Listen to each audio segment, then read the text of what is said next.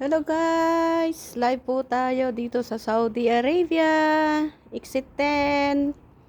Dito po yung location namin. Dito po ako sa rooftop. Ayan. Sasara ko po ito dahil mahangin. Marami pong alikabok. Sayang naman yung paglilinis ng kasama ko pag alikabok na naman.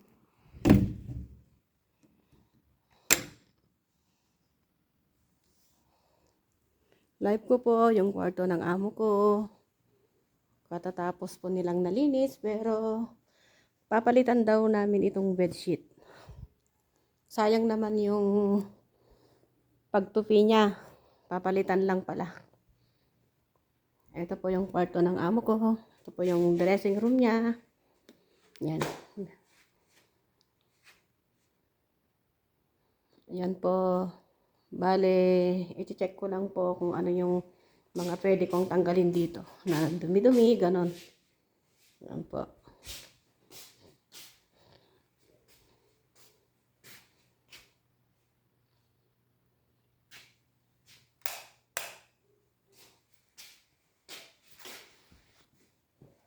Papalit po ako ng towel nila. Kukuha pa ako ng bago.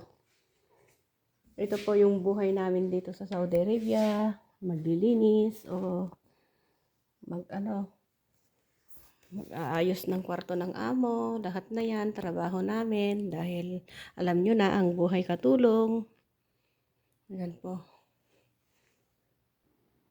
Buhay katulong. Pero masaya dito. Dahil may day off. Marami pang binibigay si amo na pera, panggastos sa day off. Yan po, tiis-tiis lang po. Yan. Pero madali lang linisin itong kwarto ng amo ko dahil mag-vacuum lang. Yan. Tapos lahat makina. Yan. Punas-punas konti. Pero every other day naman to pinupunasan. Yan po. Ang ganda po ng kwarto ng amo ko kaya pinapanatili namin malinis. Yan. Yan po yung sala niya. Tapos may konti siyang kusina. Yan. Maliit na kusina dito sa taas. Para hindi na mahirapan yung katulong na akyat baba ang mga pagkain nila. Yan. Pero ngayon, maglilinis ako ng CR.